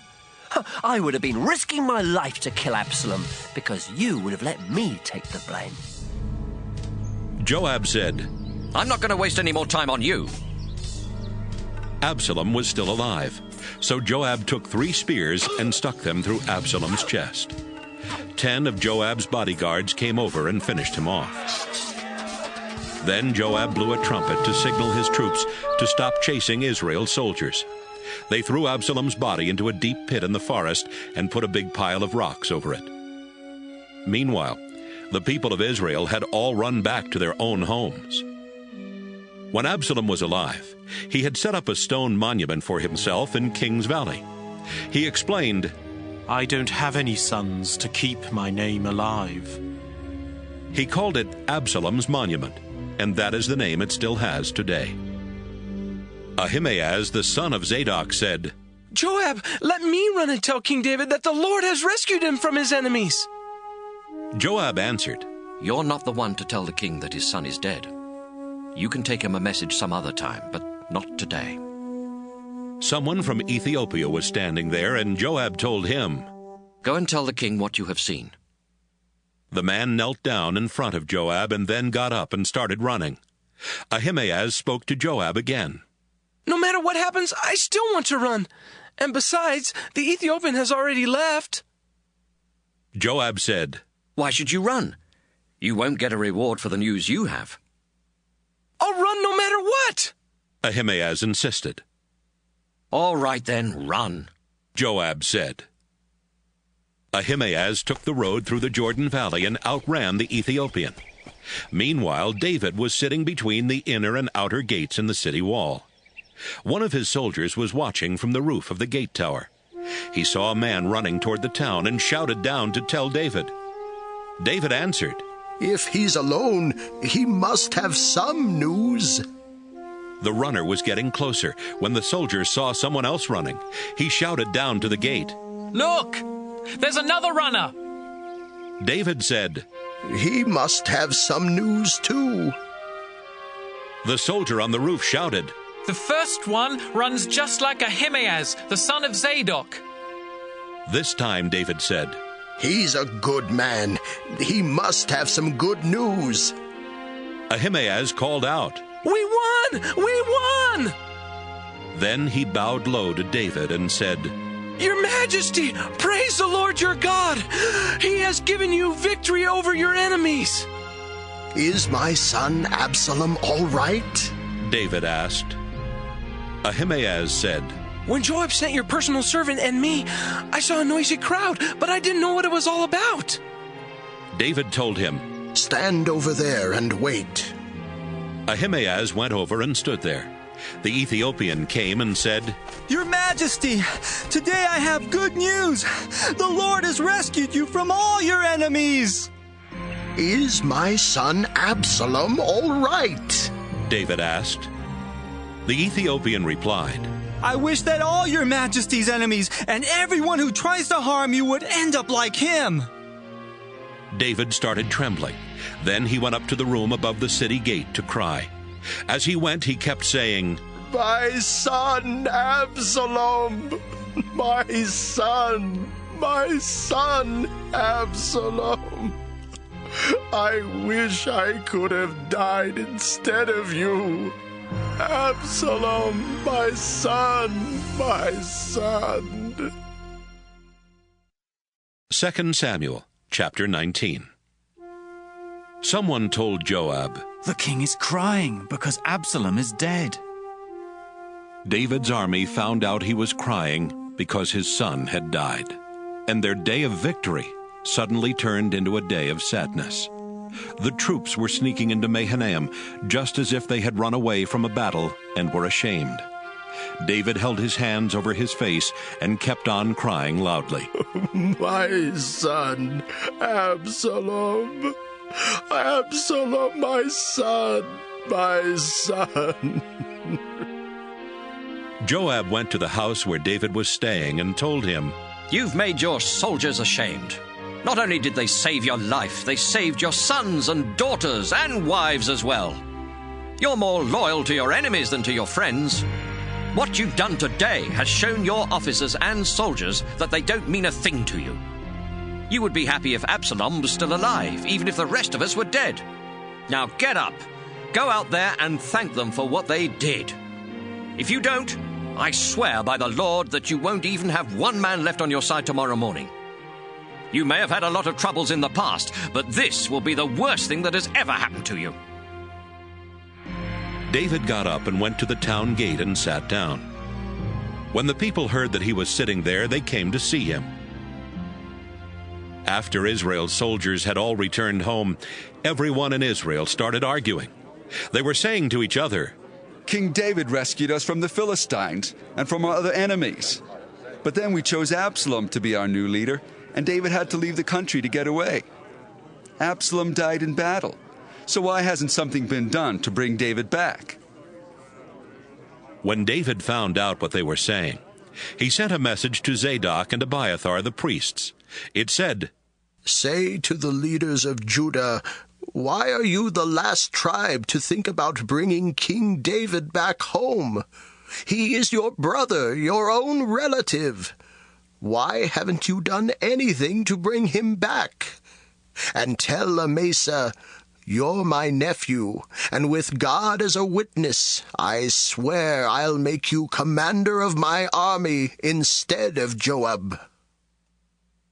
Soon the tribe of Judah again became followers of David, and they sent him this message: "Come back and bring your soldiers with you." David started back and had gone as far as the Jordan River when he met the people of Judah. They had gathered at Gilgal and had come to help him cross the river. Shimei, the son of Gera, was there with them. He had hurried from Bahurim to meet David. Shimei was from the tribe of Benjamin, and 1,000 others from Benjamin had come with him.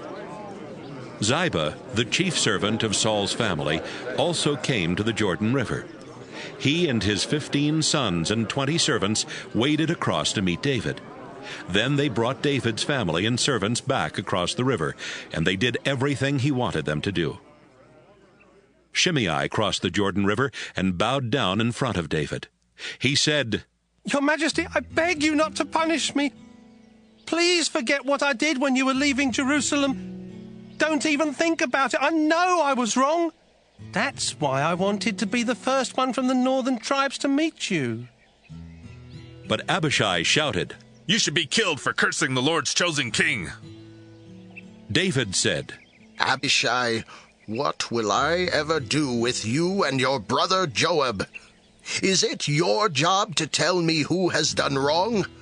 I've been made king of all Israel today, and no one will be put to death." Then David promised Shimei that he would not be killed. Mephibosheth, the grandson of Saul, also came to meet David. He had missed David so much that he had not taken a bath or trimmed his beard or washed his clothes the whole time David was gone.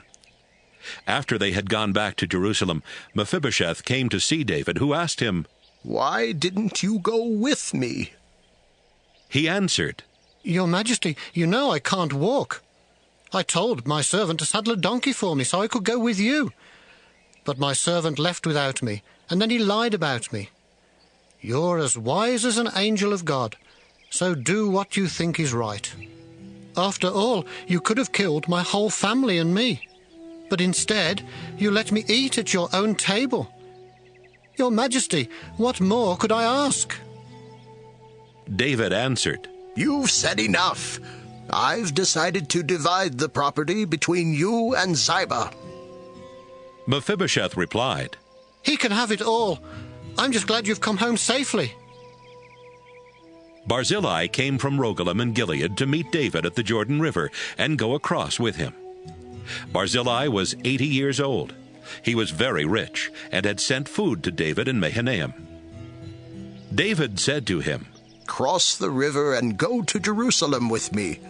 I will take care of you." Barzillai answered, "Your Majesty, why should I go to Jerusalem? I don't have much longer to live. I'm already 80 years old, and my body is almost numb. I can't taste my food or hear the sound of singing, and I would be nothing but a burden. I'll cross the river with you, but I'll only go a little way on the other side. You don't have to be so kind to me. Just let me return to my hometown, where I can someday be buried near my father and mother. My servant Kimham can go with you, and you can treat him as your own." David said, "I'll take Kimham with me, and whatever you ask me to do for him, I'll do. And if there's anything else you want, I'll also do that." David's soldiers went on across the river, while he stayed behind to tell Barzillai goodbye and to wish him well. Barzillai returned home, but Kimham crossed the river with David. All of Judah's army and half of Israel's army were there to help David cross the river. The soldiers from Israel came to him and said, "Why did our relatives from Judah sneak you and your family and your soldiers across the Jordan?" The people of Judah answered, "Why are you so angry? We are the king's relatives. He didn't give us any food, and we didn't take anything for ourselves." Those from Israel said, King David belongs to us 10 times more than he belongs to you. Why didn't you think we were good enough to help you? After all, we were the first ones to think of bringing him back. The people of Judah spoke more harshly than the people of Israel. 2 Samuel, chapter 20.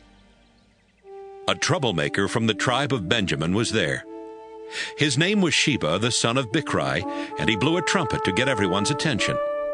Then he said, People of Israel, David the son of Jesse doesn't belong to us. Let's go home. So they stopped following David and went off with Sheba. But the people of Judah stayed close to David all the way from the Jordan to Jerusalem. David had left 10 of his wives in Jerusalem to take care of his palace. But when he came back, he had them taken to another house, and he placed soldiers there to guard them. He gave them whatever they needed, but he never slept with any of them again. They had to live there for the rest of their lives as if they were widows. David said to Amasa, 3 days from now, I want you and all of Judah's army to be here. Amasa started bringing the army together, but it was taking him more than 3 days. So David said to Abishai, Sheba will hurt us more than Absalom ever did. Take my best soldiers and go after him. We don't want him to take over any walled cities and get away from us. Abishai left Jerusalem to try and capture Sheba. He took along Joab and his soldiers, as well as David's bodyguard and best troops. They had gone as far as the big rock at Gibeon when Amasa caught up with them. Joab had a dagger strapped around his waist over his military uniform, but it fell out as he started toward Amasa. Joab said, Amasa, my cousin, how are you? Then Joab took a hold of Amasa's beard with his right hand so that he could greet him with a kiss. Amasa did not see the dagger in Joab's other hand. Joab stuck it in Amasa's stomach, and his inside spilled out on the ground. Joab only struck him once, but Amasa was dying. Joab and his brother Abishai went off to chase Sheba. One of Joab's soldiers stood by Amasa and shouted, If any of you like Joab, and if you are for David, then follow Joab. Amasa was still rolling in his own blood in the middle of the road. The soldier who had shouted noticed that everyone who passed by would stop, so he dragged Amasa off the road and covered him with a blanket. After this, no one else stopped. They all walked straight past him on their way to help Joab capture Sheba. Sheba had gone through all of the tribes of Israel when he came to the town of Abel-Beth-Maachah. All of his best soldiers met him there and followed him into the town. Joab and his troops came and surrounded Abel, so that no one could go in or come out. They made a dirt ramp up to the town wall, and then started to use a battering ram to knock the wall down. A wise woman shouted from the top of the wall, Listen to me! Listen to me! I have to talk to Joab. Tell him to come here. When he came, the woman said, Are you Joab? Yes, I am, he answered. She said, Please listen to what I have to say. All right, he said. I'll listen. She said, Long ago, people used to say, if you want good advice, go to the town of Abel to get it. The answers they got here were all that was needed to settle any problem. We are Israelites, and we want peace. You can trust us. Why are you trying to destroy a town that's like a mother in Israel? Why do you want to wipe out the Lord's people? Joab answered, No, I'm not trying to wipe you out or destroy your town. That's not it at all. There's a man in your town from the hill country of Ephraim. His name is Sheba, and he is the leader of a rebellion against King David. Turn him over to me, and we will leave your town alone. The woman told Joab, We will throw his head over the wall. She went to the people of the town and talked them into doing it. They cut off Sheba's head and threw it to Joab. Joab blew a signal on his trumpet, and the soldiers returned to their homes. Joab went back to David in Jerusalem.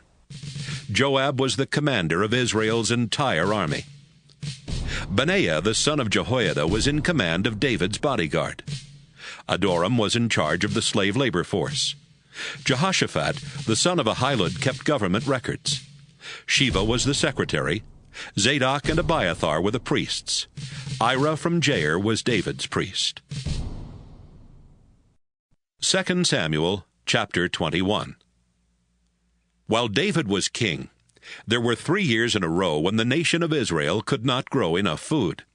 So David asked the Lord for help, and the Lord answered, Saul and his family are guilty of murder, because he had the Gibeonites killed. The Gibeonites were not Israelites. They were descendants of the Amorites. The people of Israel had promised not to kill them, but Saul had tried to kill them because he wanted Israel and Judah to control all the land. David had the Gibeonites come, and he talked with them. He said, What can I do to make up for what Saul did, so that you'll ask the Lord to be kind to his people again? The Gibeonites answered, Silver and gold from Saul and his family are not enough. On the other hand, we don't have the right to put any Israelite to death. David said, I'll do whatever you ask. They replied, Saul tried to kill all our people so that none of us would be left in the land of Israel. Give us 7 of his descendants. We will hang these men near the place where the Lord is worshipped in Gibeah, the hometown of Saul, the Lord's chosen king. I'll give them to you, David said. David had made a promise to Jonathan with the Lord as his witness, so he spared Jonathan's son Mephibosheth, the grandson of Saul. But Saul and Rizpah, the daughter of Aiah, had 2 sons named Armoni and Mephibosheth. Saul's daughter Merab had 5 sons, whose father was Adriel, the son of Barzillai from Meholah. David took Rizpah's 2 sons and Merab's 5 sons and turned them over to the Gibeonites, who hanged all 7 of them on the mountain near the place where the Lord was worshipped. This happened right at the beginning of the barley harvest. Rizpah spread out some sackcloth on a nearby rock. She wouldn't let the birds land on the bodies during the day, and she kept the wild animals away at night. She stayed there from the beginning of the harvest until it started to rain. Earlier, the Philistines had killed Saul and Jonathan on Mount Gilboa, and had hung their bodies in the town square at Bethshan. The people of Jabesh and Gilead had secretly taken the bodies away. But David found out what Saul's wife Rizpah had done, and he went to the leaders of Jabesh to get the bones of Saul and his son Jonathan. David had their bones taken to the land of Benjamin and buried in a side room in Saul's family burial place. Then he gave orders for the bones of the men who had been hanged to be buried there. It was done, and God answered prayers to bless the land. One time, David got very tired when he and his soldiers were fighting the Philistines. One of the Philistine warriors was Ishbi-Benob, who was a descendant of the Rapha, and he tried to kill David. Ishbi-Benob was armed with a new sword, and his bronze spearhead alone weighed 7.5 pounds. But Abishai came to the rescue and killed the Philistine. David's soldiers told him, We can't let you risk your life in battle anymore. You give light to our nation, and we want that flame to keep burning. There was another battle with the Philistines at Gob, where Sibbecai from Husha killed a descendant of the Rapha named Saph. There was still another battle with the Philistines at Gob. A soldier named Elhanan killed Goliath from Gath, whose spear shaft was like a weaver's beam. Elhanan's father was Jari from Bethlehem. There was another war, this time in Gath. One of the enemy soldiers was a descendant of the Rapha. He was as big as a giant and had 6 fingers on each hand and 6 toes on each foot. But when he made fun of Israel, David's nephew Jonathan killed him. Jonathan was the son of David's brother Shimei. David and his soldiers killed these 4 men who were descendants of the Rapha from Gath. 2 Samuel chapter 22. David sang a song to the Lord after the Lord had rescued him from his enemies, especially Saul. These are the words to David's song. Our Lord and our God, you are my mighty rock, my fortress, my protector. You are the rock where I am safe. You are my shield, my powerful weapon, and my place of shelter. You rescue me and keep me from being hurt. I praise you, our Lord. I prayed to you, and you rescued me from my enemies. Death, like ocean waves, surrounded me, and I was almost swallowed by its flooding waters. Ropes from the world of the dead had coiled around me, and death had set a trap in my path. I was in terrible trouble when I called out to you. But from your temple you heard me and answered my prayer. Earth shook and shivered. The columns supporting the sky rocked back and forth. You were angry and breathed out smoke. Scorching heat and fiery flames spewed from your mouth. You opened the heavens like curtains, and you came down with storm clouds under your feet. You rode on the backs of flying creatures. You appeared with the wind as wings. Darkness was your tent. Thunder clouds filled the sky, hiding you from sight. Fiery coals lit up the sky in front of you. Lord Most High, your voice thundered from the heavens. You scattered your enemies with arrows of lightning. You roared at the sea, and its deepest channels could be seen. You snorted, and the earth shook to its foundations. You reached down from heaven, and you lifted me from deep in the ocean. You rescued me from enemies who were hateful and too powerful for me. On the day disaster struck, they came and attacked, but you defended me. When I was fenced in, you freed and rescued me because you love me. You are good to me, Lord, because I do right, and you reward me because I am innocent. I do what you want and never turn to do evil. I keep your laws in mind and never turn away from your teachings. I obey you completely and guard against sin. You have been good to me because I do right. You have rewarded me for being innocent by your standards. You are always loyal to your loyal people, and you are faithful to the faithful. With all who are sincere, you are sincere, but you treat the unfaithful as their deeds deserve. You rescue the humble, but you look for ways to put down the proud. Our Lord and God, you are my lamp. You turn darkness to light. You help me defeat armies and capture cities. Your way is perfect, Lord, and your word is correct. You are a shield for those who run to you for help. You alone are God. Only you are a mighty rock. You are my strong fortress, and you set me free. You make my feet run as fast as those of a deer, and you help me stand on the mountains. You teach my hands to fight, and my arms to use a bow of bronze. You alone are my shield, and by coming to help me, you have made me famous. You clear the way for me, and now I won't stumble. I kept chasing my enemies until I caught them and destroyed them. I destroyed them. I stuck my sword through my enemies, and they were crushed under my feet. You helped me win victories and forced my attackers to fall victim to me. You made my enemies run, and I killed them. They cried out for help, but no one saved them.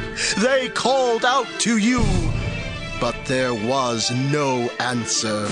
I ground them to dust, and I squashed them like mud in the streets. You rescued me from my stubborn people and made me the leader of foreign nations who are now my slaves. They obey and come crawling. They have lost all courage, and from their fortresses they come trembling. You are the living Lord. I will praise you. You are a mighty rock. I will honor you for keeping me safe.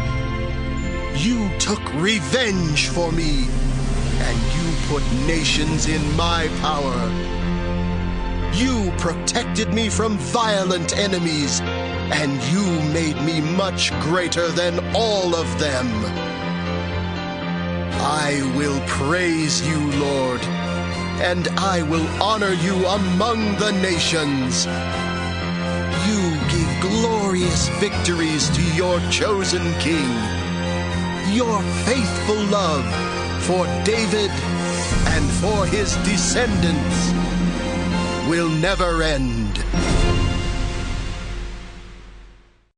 2 Samuel, chapter 23. These are the last words of David, the son of Jesse. The God of Jacob chose David and made him a great king.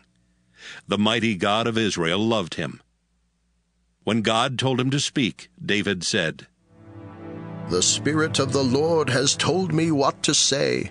Our mighty rock, the God of Jacob, told me, A ruler who obeys God and does right is like the sunrise on a cloudless day, or like rain that sparkles on the grass. I have ruled this way, and God will never break his promise to me. God's promise is complete and unchanging. He will always help me and give me what I hope for. But evil people are pulled up like thorn bushes. They are not dug up by hand, but with a sharp spear, and are burned on the spot. These are the names of David's warriors. Ishbosheth, the son of Hakmon, was the leader of the 3 warriors. In one battle, he killed 800 men with his spear. The next one of the 3 warriors was Eleazar, the son of Dodo the Ahohite. One time when the Philistines were at war with Israel, he and David dared the Philistines to fight them. Every one of the Israelite soldiers turned and ran except Eleazar. He killed Philistines until his hand was cramped, and he couldn't let go of his sword. When Eleazar finished, all the Israelite troops had to do was come back and take the enemy's weapons and armor. The Lord gave Israel a great victory that day. Next was Shammah, the son of Agi the Hararite. One time the Philistines brought their army together to destroy a crop of peas growing in a field near Lehi. The rest of Israel's soldiers ran away from the Philistines, but Shammah stood in the middle of the field and killed the Philistines.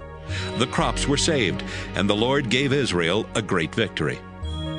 One year at harvest time, the 3 warriors went to meet David at Adullam cave. The Philistine army had set up camp in Rephaim Valley and had taken over Bethlehem. David was in his fortress, and he was very thirsty. He said, I wish I had a drink from the well by the gate at Bethlehem. The 3 warriors sneaked into the Philistine camp and got some water from the well near Bethlehem's gate. But after they brought the water back to David, he refused to drink it. Instead, he poured it out as a sacrifice and said to the Lord, I can't drink this water. It's like the blood of these men who risked their lives to get it for me. The 3 warriors did these brave deeds. Joab's brother Abishai was the leader of the 30 warriors, and in one battle he killed 300 men with his spear. He was as famous as the 3 warriors, and certainly just as famous as the rest of the 30 warriors. He was the commander of the 30 warriors, but he still did not become one of the 3 warriors. Benaiah, the son of Jehoiada, was a brave man from Kabzeel who did some amazing things. He killed 2 of Moab's best fighters, and on a snowy day he went down into a pit and killed a lion. Another time he killed an Egyptian as big as a giant. The Egyptian was armed with a spear, but Benaiah only had a club. Benaiah grabbed the spear from the Egyptian and killed him with it. Benaiah did these things. He never became one of the 3 warriors, but he was just as famous as they were, and certainly just as famous as the rest of the 30 warriors. David made him the leader of his bodyguard. Some of the 30 warriors were Asahel, the brother of Joab, Elhanan, the son of Dodo from Bethlehem, Shammah from Harod, Elika from Harod, Helez the Paltite, Ira the son of Ikesh from Tekoa, Abiezer from Anathoth, Mabunai the Hushathite, Zalmon the Ahohite, Maharai from Netophah, Helab the son of Baanah from Netophah, Ittai the son of Ribai from Gibeah of the tribe of Benjamin, Benaiah from Pirathon, Hiddai from the streams of Mount Gaash, Abialbon from Betharabah, Asmaveth from Bahurim, Eliabah from Shaalbon, Jashan, Jonathan the son of Shammah the Hararite, Ahiam the son of Sharar the Hararite, Eliphalet the son of Ahasbai from Maacah, Eliam the son of Ahithophel from Gilo, Hezro from Carmel, Paarai the Arbite, Igal the son of Nathan from Zobah, Bani the Gadite, Zelek from Ammon, Naharai from Beeroth, who carried the weapons of Joab the son of Zeruiah, Ira the Ithrite, Gareb the Ithrite, Uriah the Hittite. There were 37 in all. 2 Samuel, chapter 24. The Lord was angry at Israel again, and he made David think it would be a good idea to count the people in Israel and Judah. So David told Joab and the army officers, "Go to every tribe in Israel, from the town of Dan in the north all the way south to Beersheba, and count everyone who can serve in the army. I want to know how many there are." Joab answered, "I hope the Lord your God will give you 100 times more soldiers than you already have. I hope you will live to see that day. But why do you want to do a thing like this?" But when David refused to change his mind, Joab and the army officers went out and started counting the people. They crossed the Jordan River and began with Aroer and the town in the middle of the river valley. From there, they went toward Gad and on as far as Jazer. They went to Gilead and to Kadesh in Syria. Then they went to Dan, Ijon, and on toward Sidon. They came to the fortress of Tyre, then went through every town of the Hivites and the Canaanites. Finally, they went to Beersheba in the southern desert of Judah. After they had gone through the whole land, they went back to Jerusalem. It had taken them 9 months and 20 days. Joab came and told David, "In Israel there are 800,000 who can serve in the army, and in Judah there are 500,000. After David had everyone counted, he felt guilty and told the Lord, "What I did was stupid and terribly wrong. Lord, please forgive me." Before David even got up the next morning, the Lord had told David's prophet Gad to take a message to David. Gad went to David and told him, "You must choose one of 3 ways for the Lord to punish you. Will there be 7 years when the land won't grow enough food for your people? Or will your enemies chase you and make you run from them for 3 months? Or will there be 3 days of horrible disease in your land? Think about it and decide, because I have to give your answer to God who sent me." David was really frightened and said, "It's a terrible choice to make." but the Lord is kind, and I'd rather have him punish us than for anyone else to do it." So that morning, the Lord sent an angel to spread a horrible disease everywhere in Israel, from Dan to Beersheba. And before it was over, 70,000 people had died. When the angel was about to destroy Jerusalem, the Lord felt sorry for all the suffering he had caused and told the angel, "That's enough. Don't touch them." This happened at the threshing place that belonged to Araunah the Jebusite. David saw the angel killing everyone and told the Lord, "These people are like sheep with me as their shepherd. I have sinned terribly, but they have done nothing wrong. Please, punish me and my family instead of them." That same day, the prophet Gad came and told David, "Go to the threshing place that belongs to Araunah, and build an altar there for the Lord." So David went. Araunah looked and saw David and his soldiers coming up toward him. He went over to David, bowed down low, and said, "Your Majesty, why have you come to see me?" David answered, "I've come to buy your threshing place. I have to build the Lord an altar here, so this disease will stop killing the people." Araunah said, "Take whatever you want and offer your sacrifice. Here are some oxen for the sacrifice. You can use the threshing boards and the wooden yokes for the fire. Take them. They're yours. I hope the Lord your God will be pleased with you." But David answered, "No, I have to pay you what they're worth. I can't offer the Lord my God a sacrifice that I got for nothing." So David bought the threshing place and the oxen for 50 pieces of silver. Then he built an altar for the Lord. He sacrificed animals and burned them on the altar. The Lord answered the prayers of the people, and no one else died from the terrible disease.